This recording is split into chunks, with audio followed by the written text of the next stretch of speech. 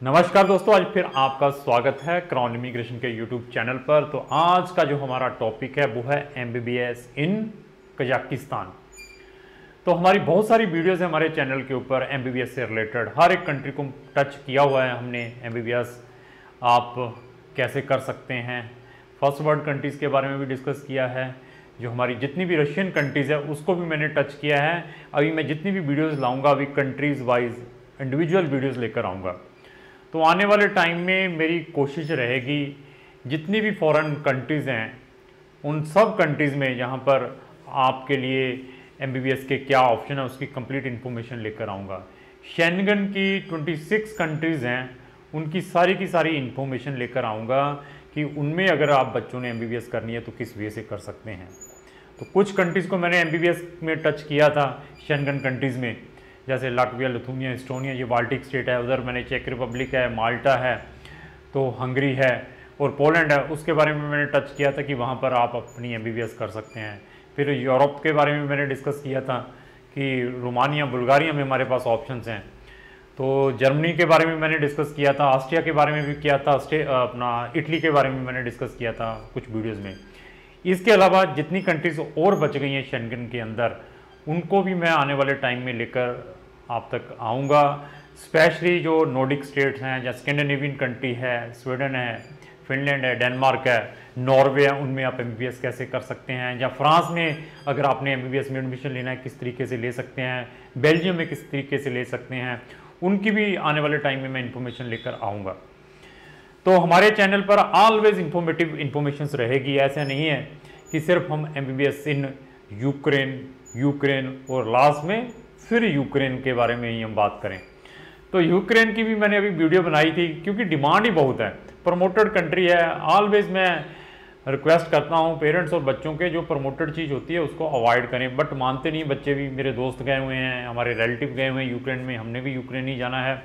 Ukraine में सबसे जो ड्रॉबैक है, बच्चे क्या फेस करते हैं, उसमें है जो क्रॉक का एग्ज़ाम है फर्स्ट और सेकंड, जब वो क्लियर नहीं हो पाता तो फिर बच्चे स्टक हो जाते हैं, फिर बच्चे ट्रांसफ़र मांगते हैं, जो बच्चे सीरियस नहीं होते हैं।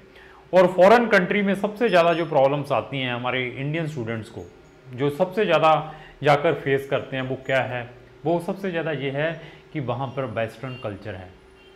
वेस्टर्न कल्चर होने के कारण, और साथ में जो बच्चे गाँव में अपनी स्टडी की हुई होती है उनके लिए, और साथ में जिन्होंने को एजुकेशन में नहीं पढ़ा होता, जैसे बॉयज़ स्कूल्स में पढ़े होते हैं, उनके लिए वो बच्चे इमीडिएटली जाकर 90% जाकर बिगड़ जाते हैं इन कंट्रीज़ में, वेस्टर्न कंट्रीज़ में, और फिर एमबीबीएस कंप्लीट नहीं कर पाते क्योंकि ओपन कल्चर है। जितनी भी ये रशियन कंट्रीज़ हैं वहाँ पर जाते हैं, हर एक फ्री स्टाइल है, पब है, नाइट क्लब हैं, रात को खाते पीते हैं, पेरेंट्स हैं नहीं घर के बोलने वाले, सारे लोग वहाँ पर सारा दिन सिगरेटें ही पीते रहते हैं। जहाँ पर जाएंगे, जो वहाँ पर मेल हैं वो गाड़ियाँ चलाते हैं सिर्फ, और कोई काम नहीं। लेडीज़ के हाथ में मार्केट है जितनी भी रशियन कंट्रीज़ हैं। जैसे हम इंडिया में अगर किसी के घर में लड़का पैदा होता है तो बढ़िया खुशियाँ मनाते हैं, वहाँ पर जब लड़की बॉर्न होती है वो तब खुशियाँ मनाते हैं। वो हमसे टोटल उल्टे काम करते हैं।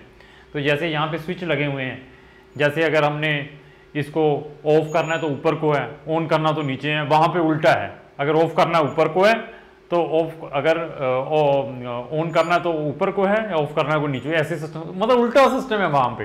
तो वहाँ पर क्या है, ओपन कल्चर होने के कारण फ्रेंडली माहौल है, लड़कियाँ लड़के जफ्फियाँ पा के घूमते हैं, इस कारण बच्चे एक तो जाकर ख़राब है। 90% बच्चे ये चीज़ में ख़राब होते हैं, और पेरेंट्स से पैसे पे पैसा मंगाते रहते हैं कि मुझे अभी ये चाहिए, मुझे वो चाहिए, और पेरेंट्स भी बेचारे भेजते रहते हैं कि बच्चा हमारा एमबीबीएस कर रहा है। तो पेरेंट्स से भी मेरी रिक्वेस्ट है कि बच्चों को ना ये जरूर चीज़ बताकर भेजनी है, ये कल्चर के बारे में। आप उनसे अभी आपके मतलब हान का हो गया है बच्चा जब, तो उसको आप जरूर गाइड करना है कि इन चीज़ों को अवॉइड करना है।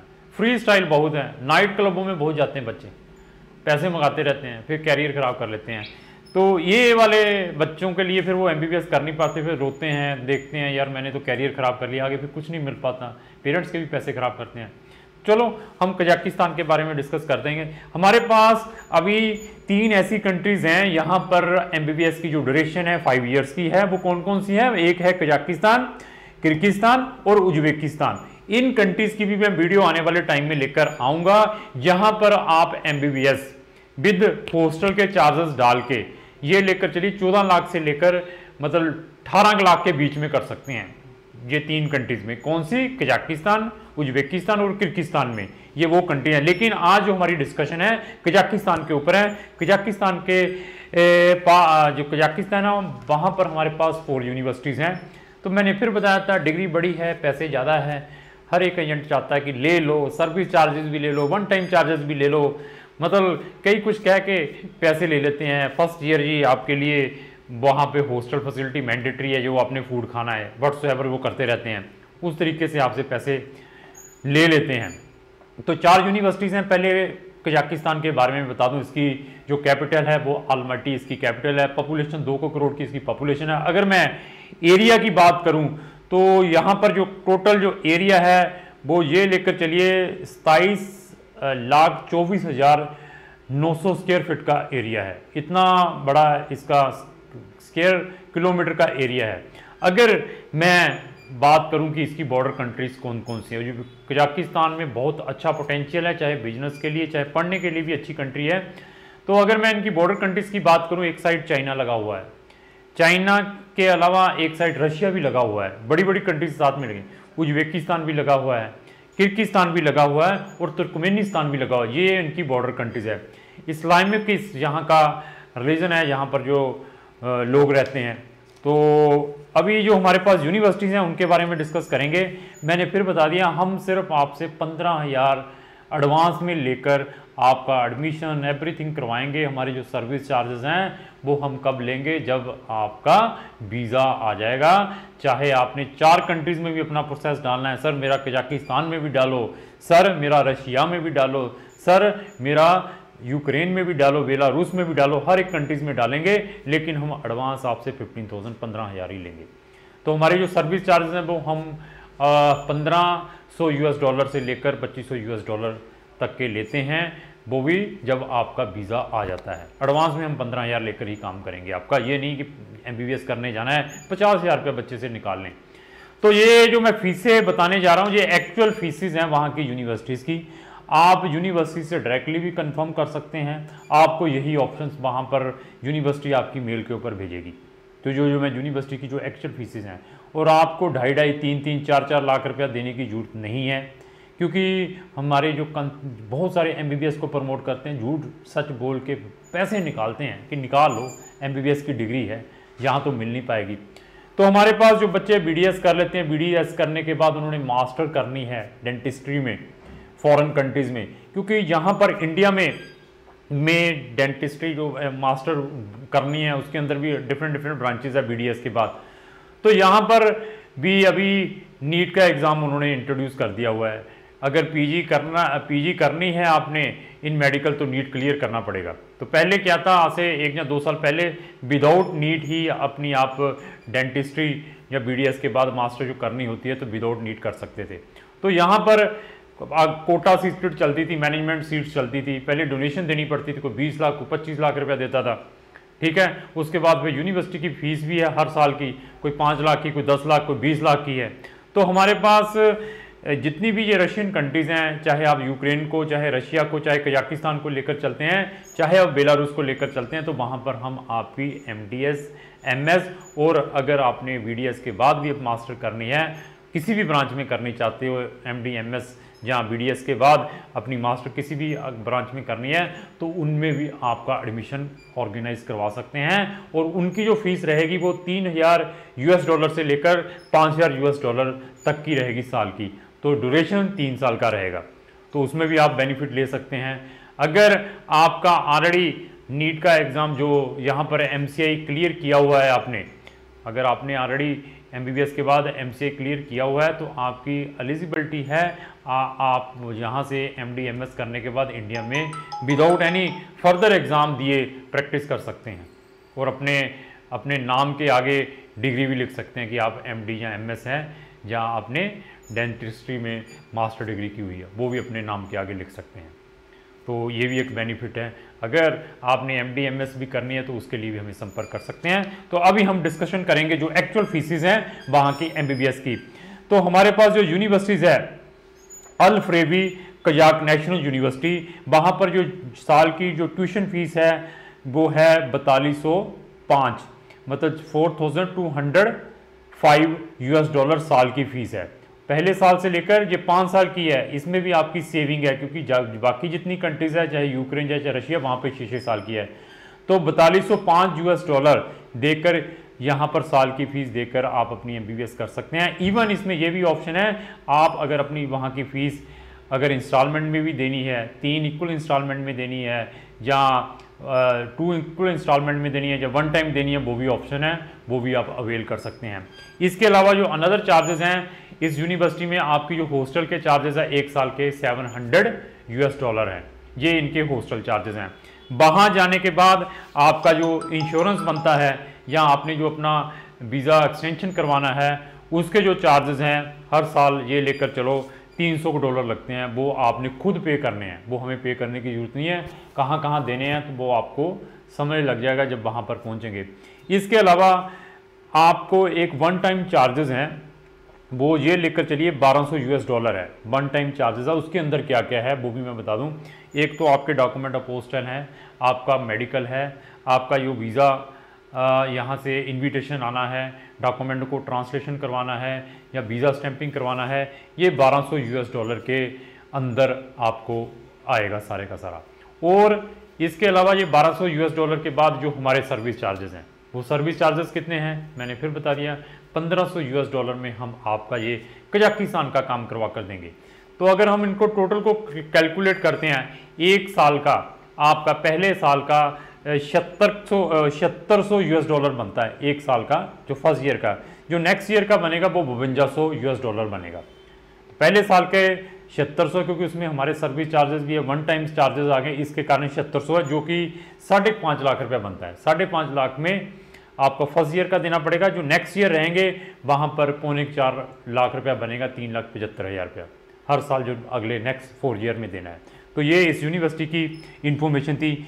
इसी बात, ये जो यूनिवर्सिटी है रैंकिंग यूनिवर्सिटी है, नंबर 1 यूनिवर्सिटी है पूरे कजाकिस्तान में। वर्ल्ड में अगर इसकी रैंकिंग चेक करते हैं तो इसकी जो रैंकिंग है 127 नंबर पर आएगी। जितनी भी वर्ल्ड की मेडिकल यूनिवर्सिटीज़ है 127 नंबर पर स्टैंड करती है ये यूनिवर्सिटी वर्ल्ड के अंदर। तो दूसरा हमारे पास यूनिवर्सिटी है Kazakh national university. Kazakh national university की जो फीस है वो $4190 की है, $4190 की है, पहले की $4205 की थी। तो यहाँ का भी हॉस्टल के जो चार्जेस है वो $750 के हैं, और 1 टाइम सर्विस भी $1200 के, हमारी सर्विस भी $1500 की है। तो इसमें भी हम आपकी एडमिशन इजीली ऑर्गेनाइज करवा सकते हैं। इसी तरीके से हमारे पास है सैमिया मेडिकल यूनिवर्सिटी। इसकी जो फीस है सबसे सस्ती है कजाकिस्तान में, तो इसकी जो फीस आएगी $3400 की। तो इसकी जो हॉस्टल के भी चार्जेस बाकी यूनिवर्सिटीज़ में 700 है, यहाँ पे $500 के साल के, और सर्विस चार्जेस $1500 के, 1 टाइम चार्जेस वो $1200 के रहेंगे, ये आपको पे करने पड़ेंगे। इसी तरीके से हमारे पास है कजाक नेशनल मेडिकल यूनिवर्सिटी, ये भी है एसफदिया यारोव, ये है, इसकी $4500 की फ़ीस है साल की, $4500 की है। तो इसमें हर साल $4500 देना पड़ेगा। तो इसमें भी वही हॉस्टल ऑप्शनल है, बाकियों में भी ऑप्शनल है, तो उनके भी हॉस्टल के जो चार्जेस हैं वो भी $700 के साल के हैं। तो बाकी 1 टाइम 1200 लगेगा, तो सर्विस चार्जेस 1500 लगेगा। लेकिन हम सारे के सारे जो पैसे हैं सिर्फ 15,000 रुपया एडवांस में लेकर, बाकी जो चार्जेस हैं जब आपका वीज़ा एडमिशन आ जाएगा उसके बाद में लेंगे, तो इसका भी आप बेनिफिट ले सकते हैं। तो इसके अलावा और एक्स्ट्रा चार्जेस क्या हैं? एक्स्ट्रा जो चार्जेस हैं वो हैं आपकी टिकट जो लगनी है, या आपका जो एम्बेसी फ़ीस है, एम्बेसी फ़ीस है 8 या 10,000 रुपये की, वो है, ये एक्स्ट्रा चार्जेस हैं। इसके अलावा कोई भी हिडन चार्जेस नहीं है। आपको टोटल ट्रांसपेरेंट बताकर भेजेंगे, कहीं पर भी भेजेंगे अगर आपने MBBS के लिए जाना है। झूठ बोल के सर्विस चार्जेस इधर से उधर से लेकर वो बनाकर ऐसे कुछ भी नहीं आपसे चार्जेस किए जाएंगे। तो अगर आपका कोई भी क्वेरी है related to MBBS in any foreign country, तो आप हमें संपर्क करें, हम आपको बढ़िया से बढ़िया फ्री में भी इंफॉर्मेशन शेयर कर सकते हैं। उसके बाद आप कंपेयर करें किसकी सस्ती है, किसकी बढ़िया है, क्योंकि मैं आने वाली हर एक वीडियोस में फ़ीस की जरूर डिस्कशन करूंगा। जैसे आज मैंने कजाकिस्तान के बारे में डिस्कस किया, जो आने वाली वीडियो रहेगी उज्बेकिस्तान और किर्गिस्तान के ऊपर रहेंगी, क्योंकि उनकी भी 5-5 साल की MBBS है, उनकी भी मैं फ़ीस के बारे में ज़्यादा डिस्कशन करूँगा इंस्टेड ऑफ अनदर चीज़ों के बारे में कि वहाँ पर हम ये फैसिलिटी प्रोवाइड करेंगे, आपने MBBS करने के लिए जाना है, हमने 1000 स्टूडेंट भेज दिया है, उनको हमने ये सर्विस प्रोवाइड की है। हम आपको फैक्ट बताकर भेजेंगे। तो यहाँ से जो वीज़ा भी है वो 1 साल का वीज़ा मिलता है, मल्टीपल एंट्री। इवन आपके पेरेंट्स ने, आपने खुद जाना है वहाँ पर, आपको भी हम 1-1 साल का वीज़ा दिलवा सकते हैं। आप जब मर्जी आएँ, जब मर्जी जाएँ, आपको भी ये बेनिफिट है। अगर आपने भी वहाँ पर कजाकिस्तान भी, it is very good country, business भी कुछ स्टार्ट करना है, उस बेस पर भी आपने रेजिडेंसी लेनी है, उसमें भी हम आपकी हेल्प कर सकते हैं।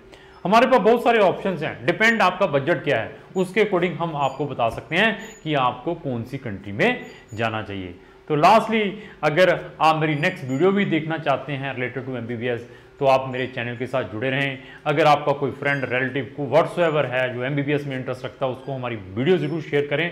तो लास्ट में मेरी यही रिक्वेस्ट है कि अगर आपको ये मेरी वीडियो अच्छी लगती है, इसको लाइक एंड शेयर करना ना भूलें। Thank you.